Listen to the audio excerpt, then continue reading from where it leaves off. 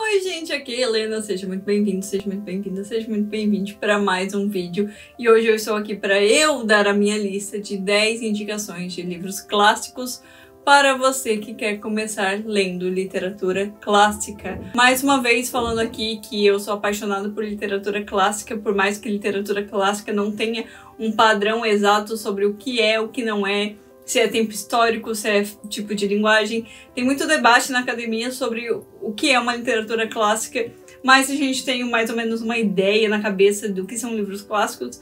Então, pensando nessa ideia que eu não consigo pôr em palavras, eu vou trazer aqui a minha lista de 10 livros que eu indicaria para você, caso você queira adentrar neste mundo da literatura clássica. Vou começar pelo meu queridinho Orgulho e Preconceito, igualmente na lista de vocês, mas eu refiz a minha lista porque eu não queria que batesse tantas histórias assim como bateu, então vários livros que foram falados na lista de vocês, que vocês escolheram, eu tirei da minha lista. Por exemplo, Capitães da Areia, O Retrato de Dorian Gray. Orgulho e Preconceito é um dos meus livros favoritos da vida, então assim, eu não vou tirar ele da lista. Orgulho e Preconceito conta a história da Lizzie e do Darcy se apaixonando, né? Mas temos também outras minúcias na história pelos Bennet, que é a família da Lizzie, que eles sendo só mulheres e tem que se casar, né? Naquela época tem que se casar.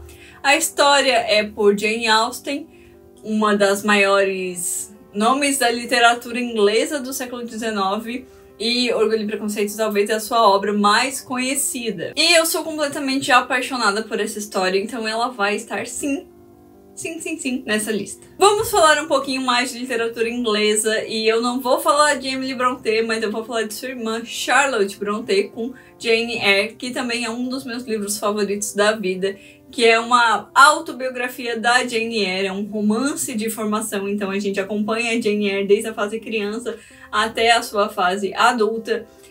Mas também tem muita parte autobiográfica da própria Charlotte. Jane Eyre foi publicada a primeira vez em 1847 com um pseudônimo masculino, porque naquela época mulheres escritoras não eram muito bem vistas assim. Inclusive todas as irmãs foram publicadas com pseudônimos masculinos, e é simplesmente um dos meus queridinhos. A leitura flui, esse livro é maravilhoso, eu sou completamente apaixonada. Bom, eu vou falar aqui de Machado de Assis, mas eu não vou pro realismo de Machado de Assis, eu não vou citar Dom Casmurro ou Memórias Póstumas de Brás Cubas ou Quincas Borba, apesar de que você pode começar a ler por esses nomes também, porque tranquilamente é livrão, são livros muito bons. Dom Casmurro é meu livro favorito da parte realista de Machado de Assis, mas Helena foi a minha porta de entrada para Machado de Assis, porque eu li porque era o meu nome, quando eu era adolescente. Sim, eu sou dessas.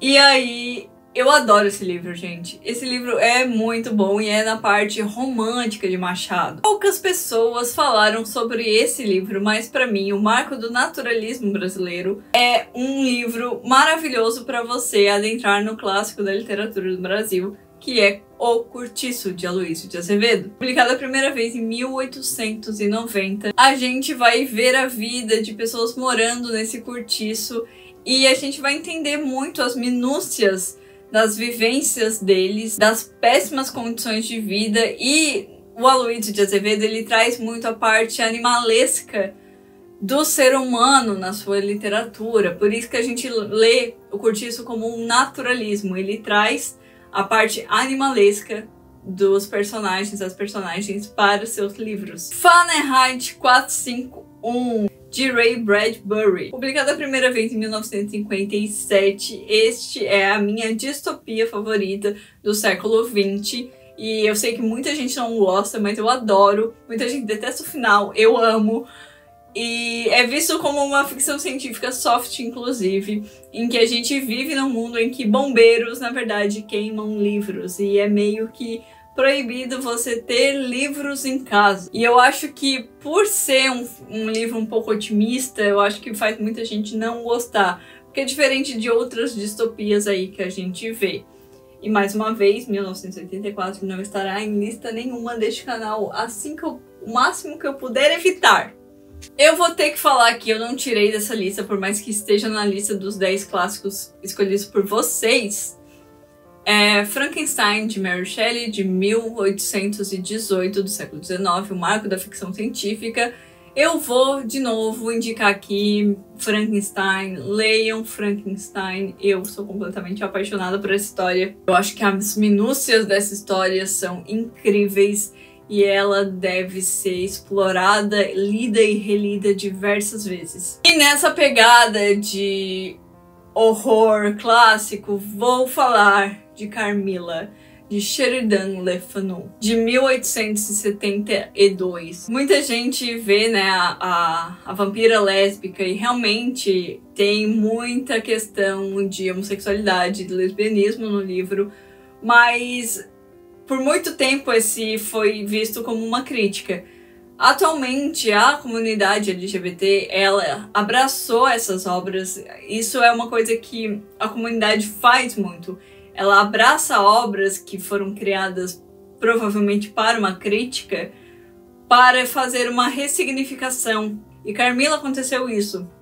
E também muito por adaptações mais recentes do livro, principalmente a websérie Carmilla, que eu sou obcecada. Quem me acompanha sabe que eu sou obcecada pela websérie Carmilla. Eu já vi umas 84 vezes, que é de 2014, se eu não tô errada. Eles fazem toda uma releitura de Carmilla, usam algumas referências, mas eles criam muitas coisas deles mesmos e não tem um personagem ali que não seja LGBT, o que eu acho completamente maravilhoso. Eles também subvertem a parte racista do livro, mas como eu falei, agora a gente tá ressignificando. E de novo, gente, eu falei no livro, eu falei no vídeo de 10 clássicos indicados por vocês, eu vou refazer a fala aqui, que a gente abraça melhor um clássico quando a gente tem um contexto histórico, um contexto social da época e um contexto da própria história do autor. Isso vai fazer a leitura ser mais rica.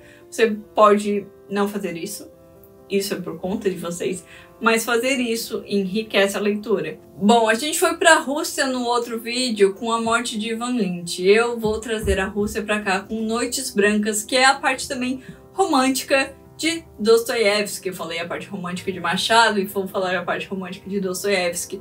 Noites Brancas fala sobre um fenômeno, né, que acontece na Rússia em que o sol não se põe totalmente, então a noite fica clara, as noites brancas.